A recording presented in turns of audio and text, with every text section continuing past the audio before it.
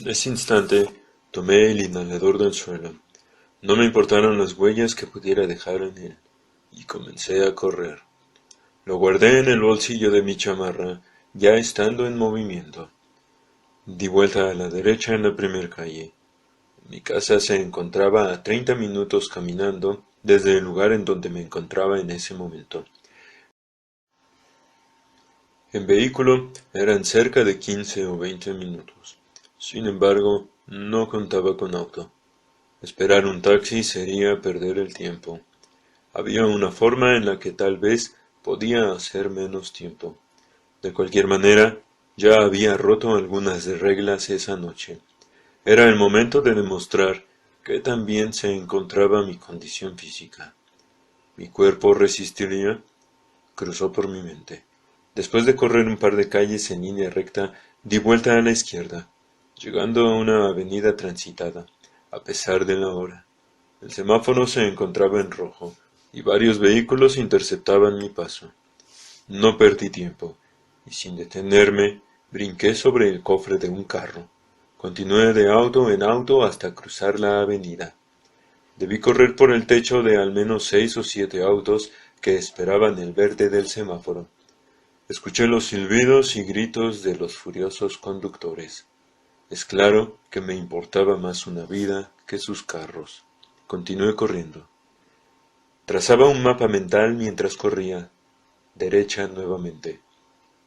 Encontrándome con el segundo obstáculo. Un canal de aguas negras que atravesaba la ciudad. Tenía que cruzarlo y llegar al otro lado.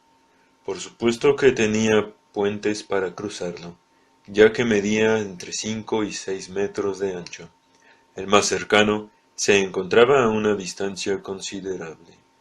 Mi idea era cruzarlo por un tubo de drenaje que lo cruzaba a lo ancho.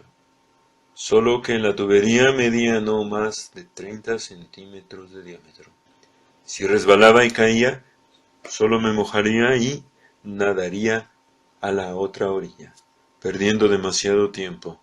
Si cruzaba por el puente, sería el mismo resultado. Tardaría mucho tiempo. Necesitaría de todo mi equilibrio. Vi el tubo a la distancia. Cuando llegué a él, derrapé. La tierra suelta cercana al canal se levantó un poco con la fricción de mis pies y el suelo. Abordé dicho tubo por un costado izquierdo, aún corriendo. Resbalé una ocasión. Pude componer mi marcha, pero el resultado fue que mi teléfono celular salió volando del bolsillo de mi chamarra y cayó hacia el agua, sin poder hacer nada para recuperarlo. Ya mencioné que me interesaba más salvar la vida de una persona que las cosas materiales. En pocos segundos llegué al otro lado. Al menos ahorré 10 minutos con ese movimiento. Corrí y continué corriendo como nunca lo hice antes, así como también nunca había practicado parkour. Pero había visto cómo lo hacían otras personas y conocía los principios de la física básica. Podía aprovechar estos dos conocimientos.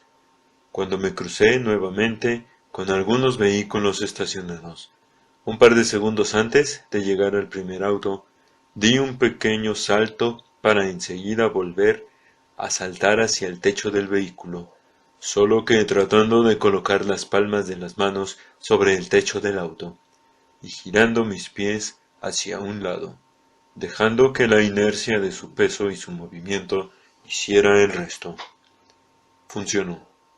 Caí sentado sobre el toldo del auto, y así sentado, el impulso me deslizó con la fuerza que llevaba hasta el otro lado. Caí y rodé a propósito sobre mi cuerpo, incorporándome en la acera. Repetí el mismo movimiento en un par de autos más. Llegué al tercer obstáculo, una escuela. Si saltaba la barda llegaría al otro lado sin tener que rodearla. Me encontraría ya en el fraccionamiento en donde vivía. Faltaban algunas calles. Cuando llegué, subí nuevamente al toldo de un auto estacionado cerca de un árbol. Desde una rama salté la barda y mantuve el equilibrio en la delgada línea que era vista desde una altura superior. Sin pensarlo, salté al interior de la escuela. Al tocar el suelo, rodé para evitar que la caída desde 2,5 metros de altura y mi peso rompieran mis piernas. Crucé a toda prisa el patio principal y el campo de fútbol, llegando al otro extremo. Al fondo de la escuela, en el último salón, encontré una pila de butacas inservibles. Se encontraban en la esquina que formaban el salón y la barda. Subí por ellos, casi escalándolos, y salté sujetándome con las manos de la parte superior de la barda. Los músculos de mi brazo se tensaron al máximo, tratando de levantar todo el peso de mi cuerpo y subir a la barda. Estaba casi en el límite. Pensé que no lo conseguiría, que la fuerza de mis brazos no alcanzaría para levantarme lo necesario. Lo conseguí, pero no resistiría corriendo mucho tiempo más. Me encontraba exhausto. Apoyé uno de mis pies en la barda, subí a ella sin pensarlo y rodando al caer. Faltaba poco para llegar. Me encontraba ya fuera de la escuela. Entré a la calle en donde vivía y al fin llegué a casa. Me detuve un segundo, frenando de golpe al ver la puerta entreabierta y todas las luces apagadas. Los brazos y las piernas me temblaban por el esfuerzo realizado al correr tanto. Mi corazón latía a toda prisa. Lo mismo sucedió con mi respiración. Me paré frente a la puerta, empujándola con cautela. La casa se estaba sumergiendo en una completa oscuridad. Un silencio sepulcral reinaba en ella. La puerta se encontraba abierta frente a mí. Recordé las palabras de Itari. Si sobrevives a lo que viene. Pudo haber puesto alguna trampa, y su intención era que yo cayera en ella. Aunque no dejaba de pensar en Fátima, anhelaba que se encontrara bien.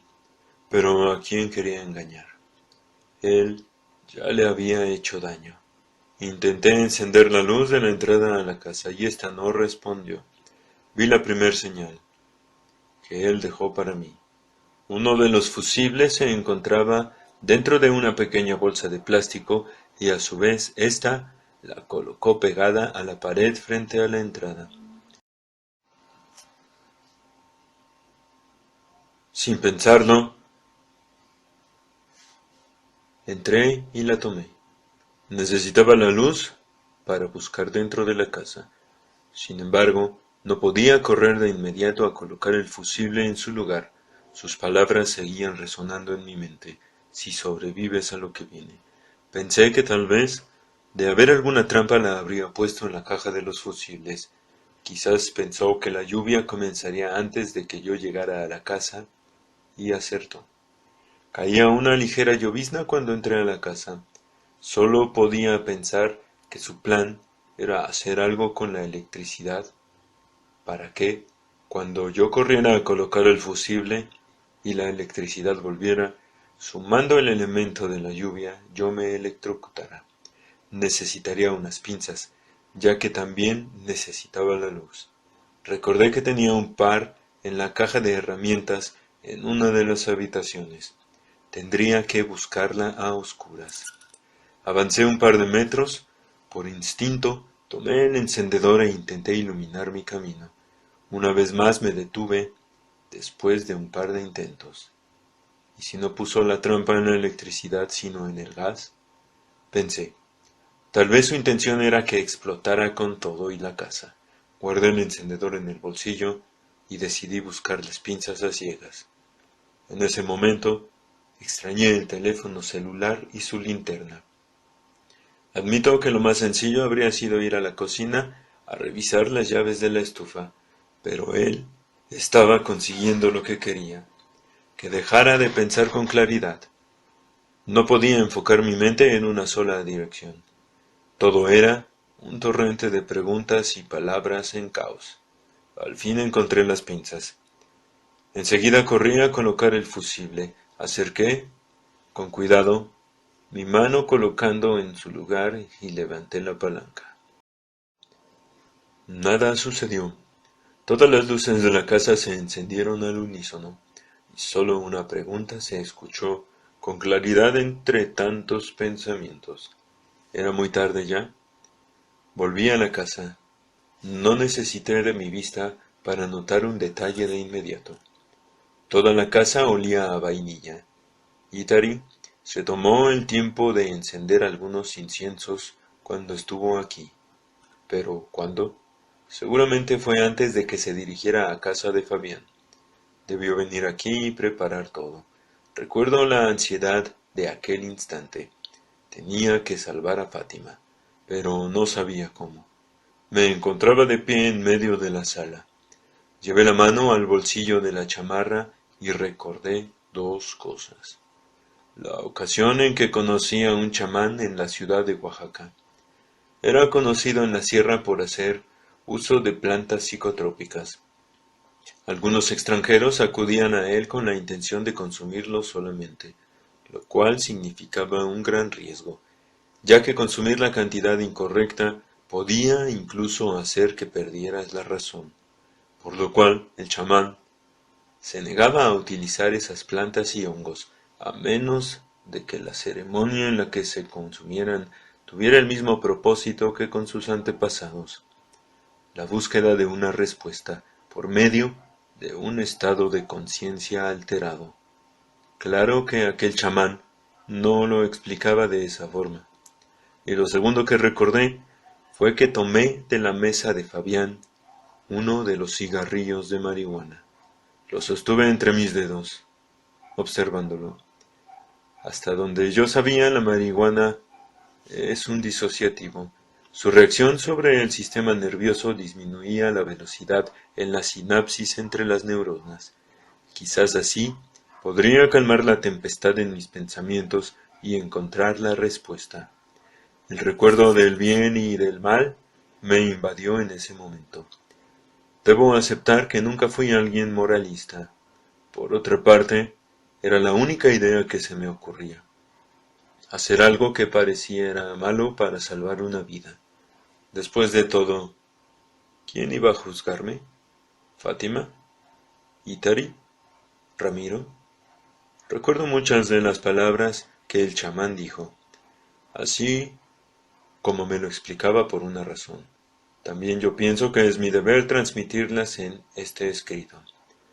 Él me dijo, en una ocasión, que no importa si existe el bien y el mal, que el secreto es aprender a moverse equilibradamente entre esa delgada línea que hay entre ambas. Encendí el cigarro de marihuana en ese momento.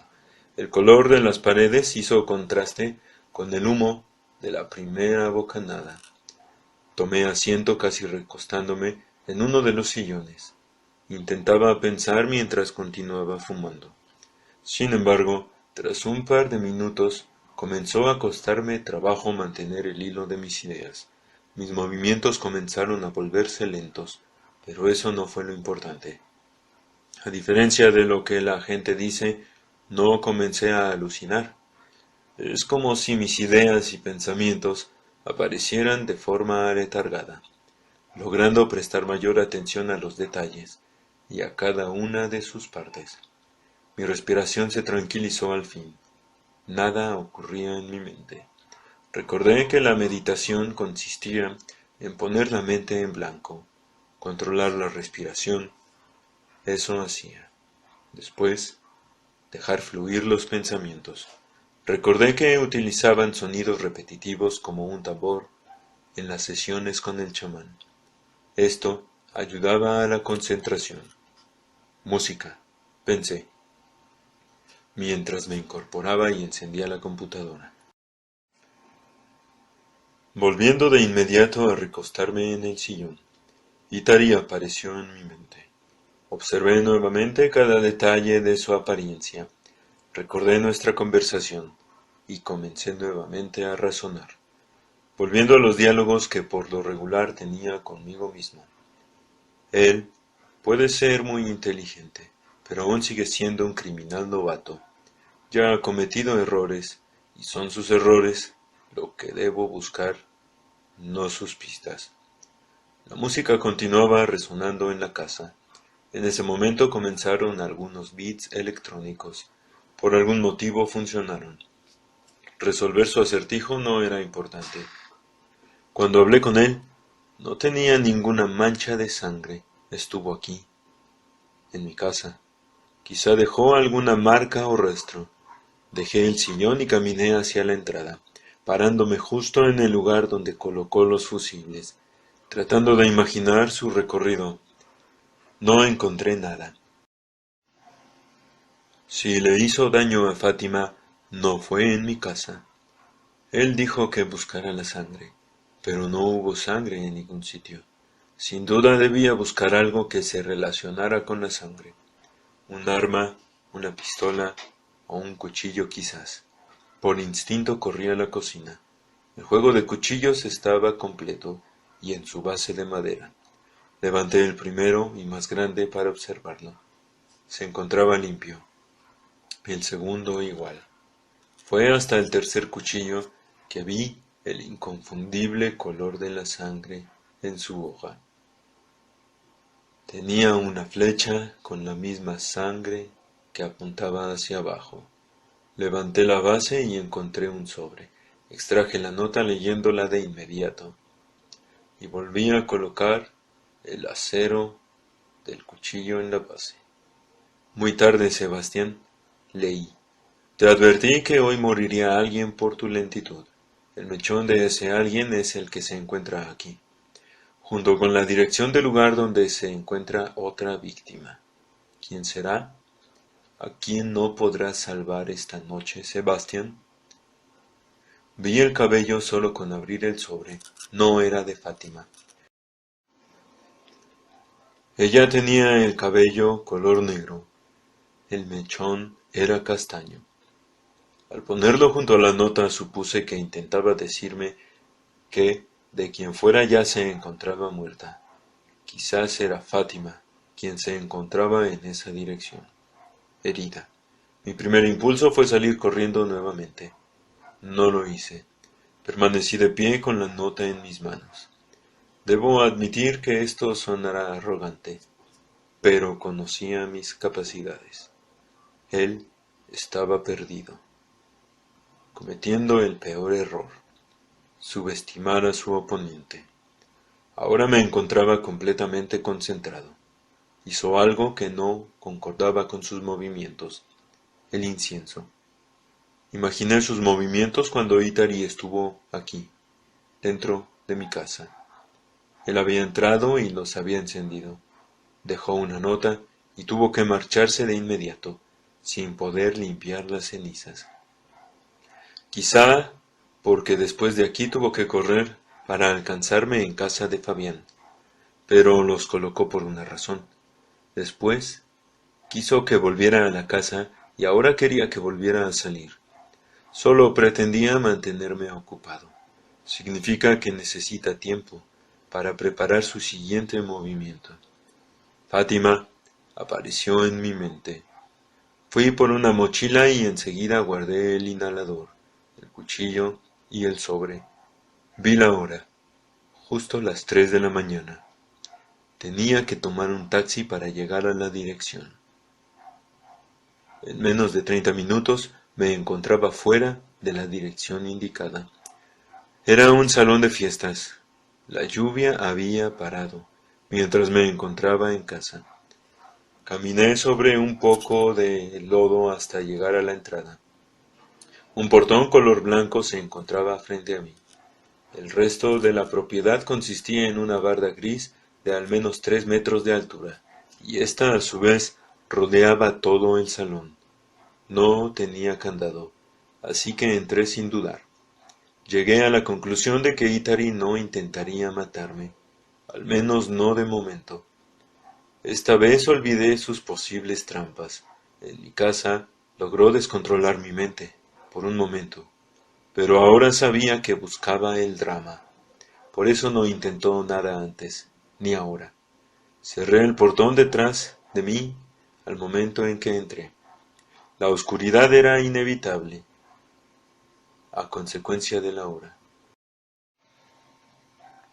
Desde la entrada podía ver todo el salón inundado bajo una sombra tenue. Frente a mí, y justo al fondo, se divisaba un foco. Debajo de su luz podía ver una mesa con una tela color guinda cubriéndola. Los relieves resaltaban por la luz, y supe lo que era de inmediato. Itari tenía razón. Yo había llegado tarde, y encontraba un cadáver. Caminé por la vereda de pasto hasta que la luz me iluminó por completo. Tenía miedo de lo que encontraría. Dudaba que él quisiera inculparme. Alguien como Itani esperaría todo el crédito en vez de compartirlo con alguien. De cualquier forma, llevaba un par de guantes de cuero para evitar dejar huellas. Me detuve junto a la mesa. Una silueta femenina casi se transparentaba entre los pliegues de una sábana de seda. Era la primera vez que me encontraba en una escena del crimen y a pesar de que buscaría pistas, no quería contaminar el lugar. Lo primero que noté fue el inminente charco de sangre debajo de la mesa, desembocando hacia el pasto y dejando una mancha en él después de haber sido absorbida por la tierra. Observé la sábana. No quería levantarla, pero debía hacerlo. Lo siento, Fátima. Nunca debí inmiscuirte en esta situación, dije en voz alta. Sin pensarlo más, levanté la sábana de un solo movimiento, descubriendo el rostro. No era Fátima. Se trataba de una mujer completamente desconocida para mí. De inmediato sentí un gran peso en mis hombros. La muerte de todas estas personas. Volví a pensar.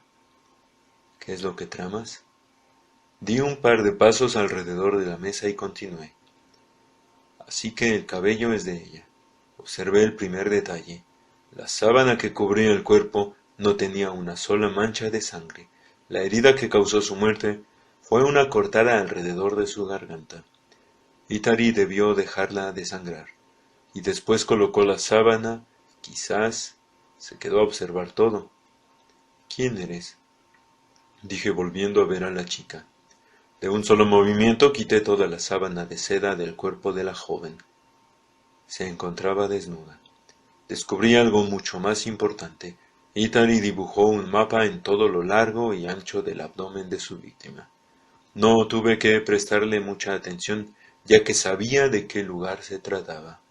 Era justo la dirección de Ramiro, solo que la X no indicaba su casa, sino justo la casa de enfrente. Con respeto, volví a cubrir el cuerpo por completo. Ya sé quién eres. Le dije a ella a pesar de la situación.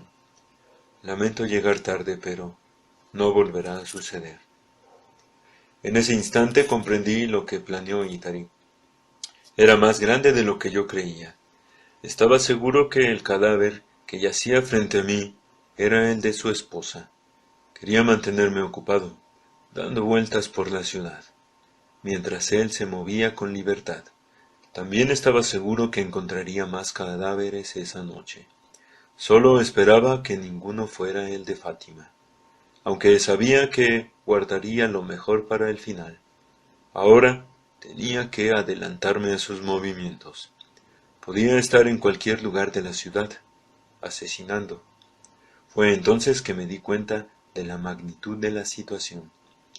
De uno de los pocos teléfonos de monedas que aún quedan en la ciudad, llamé de forma anónima a la policía, diciendo que era un vecino del salón de fiestas y que había escuchado el grito de una mujer. Fue todo. Era el momento de dirigirme al lugar de la X en el pálido y frío mapa de su abdomen. Mi instinto me decía que esa sería justamente la casa de Itari. Debía llegar a prisa. Solo quedaba un detalle en el salón de fiestas, un sutil aroma perdido en el frío de la noche. Antes de cruzar el portón y salir a la calle, hice algo que no pude resistir. Abrí una llave de agua y sacié mi sed. Debí beber al menos lo equivalente a algunos vasos antes de reincorporarme de nuevo. Minutos más tarde, abordé nuevamente un taxi. Subí en el asiento posterior, para los dos pasajeros. Me incliné sobre una de las ventanas, exponiendo mi rostro al viento mientras avanzaba el auto. La ciudad era diferente por la madrugada. También lucía distinta después de saber que alguien como él habitara en ella, libre, y no tras las rejas. A consecuencia de la lluvia, la ciudad quedó sumergida en un silencio helado y siniestro, como si la ciudad entera de Irapuato, Guanajuato, presintiera lo que se avecinaba. No las personas de la ciudad en sí, que dormían, mientras otros ya habían despertado, sino la misma tierra en que se cimentaba la ciudad. Bajé del taxi y éste se marchó a toda prisa, como si la cercanía con esa casa le provocara pavor. Deseaba entrar para descubrir la verdad. Sentía la sangre palpitar en mis venas, teniendo ese deseo de continuar sin que importaran las consecuencias. Yo sé que ellos están ahí afuera, los tipos malos. Sé que no soy perfecto, pero sé que puedo hacer lo correcto. Y sé también que nosotros somos más, los que hacemos lo que sea necesario para encontrar la forma de hacer lo correcto. Si debo pelear solo, así lo haré, pero sé que habrá más. No pensé dos veces en volver a usar la ganzúa y entrar a la casa donde había vivido Itari. A mi derecha, de inmediato, distinguí la fotografía de su boda, en la cual aparecían los inconfundibles anteojos de Itari y la chica asesinada en el salón de fiestas. Volví a notar el aroma del incienso. Rápidamente recorrí toda la casa. La planta baja, cocina, comedor, patio trasero, habitaciones, y justo en la alcoba principal encontré un nuevo sobre colgando del techo y un incienso a punto de consumirse. Estuvo en la habitación minutos antes. Me acercaba a él. Súbitamente fue que comprendí todo, lo que él intentaría hacer. Tomé el sobre y salí corriendo hacia la calle, decepcionado, por haber encontrado en la casa de Itari solamente una casa como cualquier otra. Justo ese detalle fue la clave para comprenderlo. Seguramente dirá que a las 6 o 7 de la mañana, dije en voz alta. Observé el reloj. Eran las 5:43 a.m. Si quería acercarme aún más, tenía que tomar una decisión en ese instante. No podía quedarme a abrir el sobre y leer lo que contenía. Ahora estaba seguro de que me mandaría a otro sitio, al lugar, al último lugar al que debería acudir. Pensé que me pediría que fuera a casa de Ramiro o de vuelta a mi propia casa. Abordé un taxi más y le indiqué la dirección en donde yo vivía. Seguía mi instinto, aunque me basaba en lo que encontré en casa de Itari. Nada. No hubo una habitación secreta en donde guardara sus armas. No hubo recortes de periódico en la pared con los crímenes que cometió en su pasado. Ninguna evidencia más que la dejada a su paso. Me di cuenta de que todo lo que planeaba Itari, cada crimen, lo almacenaba en su mente. Por ese motivo fue que nunca descubrieron sus delitos. Incluso si registraban su casa, jamás encontrarían nada. Nada con qué vincularlo. Pero ahora que lo había expuesto, se deshacía sin ningún reparo de la evidencia. Por ello mató a su esposa, y por eso tenía que matarme a mí. ¿Puede encender la luz un momento? Le dije al chofer en ese instante mientras comenzaba a abrir el sobre. Respondió con un ademán de afirmación. Enseguida el interior del auto se iluminó. Una hoja era el contenido del sobre, solo que esta vez las letras se encontraban escritas con color rojo. Comencé a leer con avidez, como siempre. Ha llegado el inevitable final, Sebastián. Tendrás que tomar una decisión por mí, ya que en estos momentos te estoy observando justo mientras entras a mi casa. De la decisión que tomes al salir dependerá lo que yo haga a continuación. Si vas a tu casa, podrás salvar a Fátima, pero morirán 5 personas más aquí, en esta misma calle, donde comenzó todo. Tu disyuntiva será en la otra opción. Si vienes en este instante a la casa de Ramiro, yo iré a tu casa y mataré a Fátima. Salvaría 5 vidas a cambio de una. A las 6 en punto de la mañana se desatará el infierno, y yo ya me habré ido de la ciudad. Si no llegas a tiempo, no solo me habré marchado, también me llevaré a Fátima conmigo para siempre. ¿Puede apresurarse, por favor? El chofer aceleró al escuchar mi petición, como si comprendiera la importancia del tiempo en ese instante. La velocidad del automóvil continuó aumentando. De pronto nos encontrábamos surcando con rapidez las avenidas de la ciudad. Entre los demás autos y una ligera llovizna en una ciudad que comenzaba a despertar después de la tormenta. Nos detuvimos justo frente a mi casa. El tiempo se terminaba. Bajé del taxi. Recuerdo haberle dado un billete al conductor, pero no recuerdo haber esperado el cambio. Entré a mi casa. Todo se encontraba como lo había dejado. El reloj se volvió mi única herramienta. Faltaban 9 minutos. Después de leer la nota de Itari, comprobé que yo tenía razón. Continuaba destruyendo cualquier evidencia que expusiera lo que era en realidad. Un asesino serial. Sus palabras volvían a resonar en mi mente. A las 6 en punto se desatará el infierno. Tenía 6 minutos para encontrar a Fátima y salir de la casa. Ahora sabía que una de mis teorías era cierta. Sabía cuál era el propósito del incienso en los 3 sitios a los que acudí esa noche: mi casa, el salón de fiestas y la casa de Itari. Solo esperaba que la policía, de haber acudido al salón de fiestas, pudiera salir antes de las 6 de la mañana. Podía avisarles, pero no quedaba tiempo, ni tenía un celular. Faltaban 3 minutos. Una huella de sangre me guió hacia la habitación.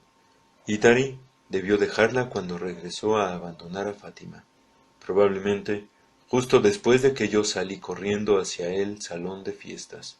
La puerta se encontraba cerrada a escasos centímetros de mí.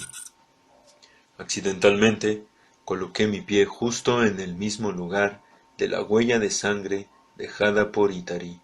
Nunca puse atención a ese detalle hasta ahora, que he recuperado la memoria. Mi huella justo sobre la suya, embonando. En ese momento, en el menos oportuno, mi mente me jugó una mala broma. Una oleada de pensamientos inundaba mi mente, impidiéndome coordinar cualquier movimiento. Tal vez tenía razón. Éramos más parecidos de lo que yo creía.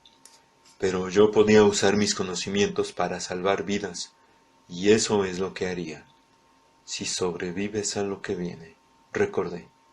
Todo lo vivido desde que llegué a la ciudad volvía de golpe a mi mente. Ramiro, Fátima, la historia que narró la novia de mi amigo, el encuentro con Itari, la extraña sensación de persecución entre ambos. Esto me hacía hervir la sangre, me hacía sentir vivo. Tenía un propósito. ¿Cuál era ese propósito? Detenerlo. Ahora que yo sabía de la existencia de un sujeto así, no podía permitirme dejarlo continuar en libertad. Ya no tenía tiempo para evitar lo que Itari preparó para mí. Sin embargo, podía evitar que él obtuviera lo que quería: matarnos a todos los involucrados. El infierno se desatará a las 6 en punto. Recordé. 1 minuto. Di una patada en la puerta. La madera y perilla cedieron fácilmente. De cualquier forma, ya no importaba el daño que le provocara a la casa. Esta ocasión no me detuve a observar y buscar. Envolví el cuerpo inerte de Fátima en la colcha que cubría mi cama. La cargué apretándola contra mi pecho, corriendo fuera de la casa con ella en mis brazos y alejándome a toda prisa de la casa. Cuando me sentí lo suficientemente alejado, coloqué a Fátima en el suelo y la observé a detalle. No tenía ninguna herida. Su pulso era débil y su respiración también. Se encontraba sedada. No fueron mis intentos por despertarla los que la sacaron de su sueño, sino la explosión. En un segundo, la casa de donde salimos escapando se veía envuelta en llamas que se esparcían en la calle. Rápidamente la multitud de personas se reunían fuera de sus casas, en el sombrío y húmedo asfalto. La explosión también los despertó de su sueño, mientras el pánico se notaba en cada rostro, al igual que la incertidumbre se hacía presente en dos calles más de la ciudad, en la casa de Ítari y en el salón de fiestas. Ambos explotaron. Ítari hizo explotar los tres lugares al mismo tiempo. Fátima se levantó de inmediato y comenzó a caminar, alejándose. La seguí. Se encontraba afectada y apenas coordinaba sus movimientos. Yo tampoco quería quedarme más tiempo en ese sitio, y ella solamente me dijo que quería ir a casa. Observé por última vez a Fátima a través del cristal. Abordamos un taxi y ella dio la dirección al conductor. No hablaba, solo me dejaba llevar, sabiendo lo que iba a suceder.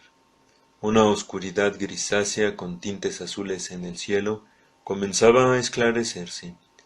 Llegamos a su casa, a casa de Fátima, y entramos a ella. Ella avanzó un par de pasos hacia la sala. Yo venía detrás de Fátima, así que cuando se detuvo, continuaba dándome la espalda.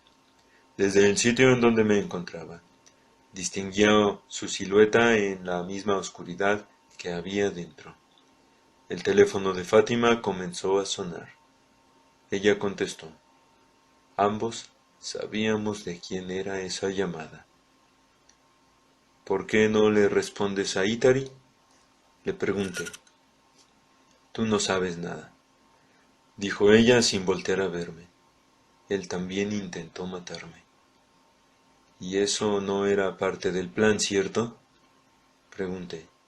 ¿Por qué nunca dijiste que trabajaban juntos en todo esto? ¿Pude haberme ayudado, Sebastián? Nadie puede detenerlo. La duda hizo que detuviera sus palabras y finalmente se encontraba de frente a mí. Ella continuó. Hasta ahora, no había conocido a alguien tan inteligente como él, tan parecido en tantas cosas. Por eso él hizo que me acercara a ti en aquella fiesta. Lo que él no calculó fue que pudieras detenerlo realmente. Ahora que me ha utilizado por última vez, hay un cambio de planes. Pero al mismo tiempo, creo que es lo que al final debía suceder. Te daré lo que te hace falta, Sebastián, lo que necesitas para detenerlo. Este es el plan de reserva, por si todo lo demás fallaba. Yo debía traerte aquí y matarte. En ese momento Fátima extrajo un revólver de debajo de la mesa y lo colocó sobre la misma mesa. Pero eso no es lo que pienso hacer.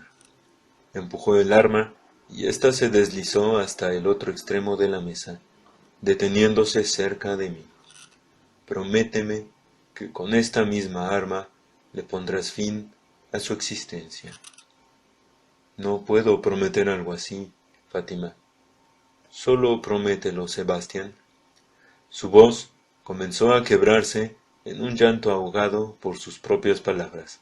Solo promételo, aunque no lo cumplas. Asentí con un gesto. Fátima se acercó en silencio hasta mí, tomándome por sorpresa en la oscuridad y dándome un beso que apenas pudo durar algunos segundos. Tenemos que irnos de aquí, dijo mientras nos dirigíamos a la puerta que siempre se mantuvo abierta desde que llegamos. Me empujó primero para salir de la casa.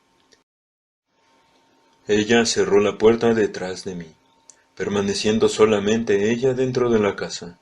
La puerta pareció sellarse, y solo un vidrio se interponía entre nosotros. «Este es mi plan, Sebastián», gritó Fátima desde adentro, mientras que yo intentaba abrir la puerta desesperadamente. «Escucha, escucha, Sebastián, pon atención». Obedecí y cedí en mis intentos por abrir la puerta.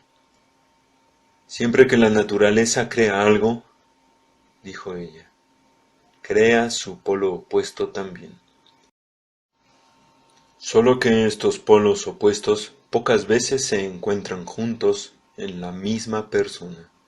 En ese momento vi el revólver sobre la mesa, dentro de la casa. No es el arma lo que necesito para detenerlo, ¿cierto? No es ese tipo de arma lo que necesitas, Sebastián.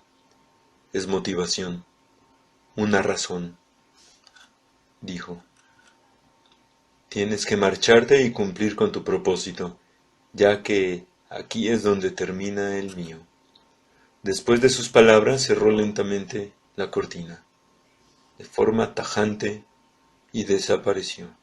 Comprendí, o me obligué a hacerlo, y corrí alejándome de la casa mientras ésta comenzaba a explotar, también incendiándose igual que las demás, solo que esta vez Fátima se había perdido en ella, por siempre, justo como dijo él. La ira invadió mi mente.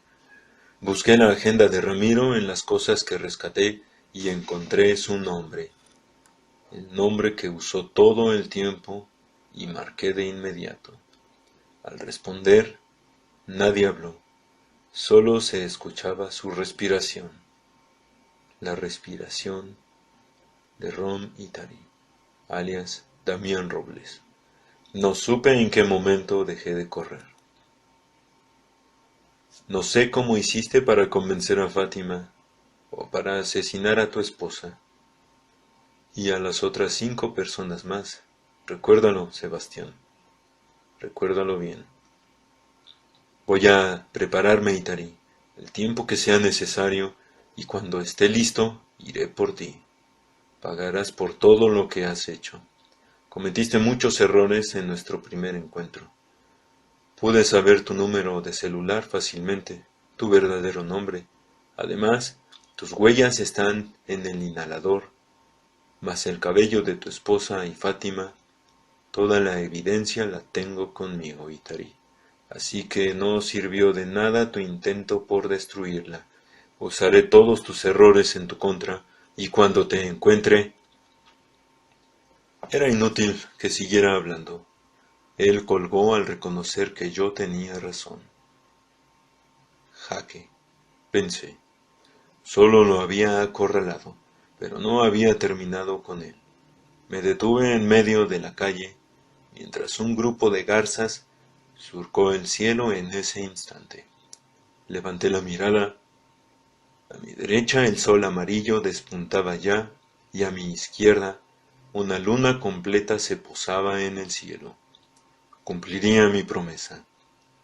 Tal vez es por eso que escribo este relato, para hacerte saber que ahora que he regresado, después de haber estado encerrado en mi propia mente durante los últimos 10 años por culpa de Itari, el día de hoy, años después de nuestro primer encuentro, estoy a punto de atraparlo esta vez. Que sepas que conseguí recuperar el revólver de entre los escombros y que pienso acabarlo. Ni siquiera el fuego es capaz de extinguir la raíz de un ideal. Aunque sé que no tiene sentido que lo diga, porque mis palabras no llegarán hasta el lugar en donde te encuentres, Fátima. Pero tengo esta vaga sensación de que pronto volveremos a vernos. Después de esto, la ciudad despertó. ¿Quién pensaría que los asesinatos y las explosiones sacarían a toda una ciudad de su letargo? El miedo los unía. Durante 6 meses, La ciudad entera vivió entre el pánico por el misterioso asesino que habitaba en la misma ciudad, sin saber que ya no había razón para temer, ya que cuando aquel monstruo vivió entre ellos jamás lo detectaron, y ahora que sabían de él y que el miedo existía, ese monstruo, que les infundía terror a pesar de no haberlo visto nunca, ya no se encontraba más entre ellos, se encontraba lejos, a kilómetros de distancia, viviendo libre y asesinando sin ser detectado en otra ciudad diferente, siendo para mí aún el misterio del asesino blanco que estoy a punto de resolver.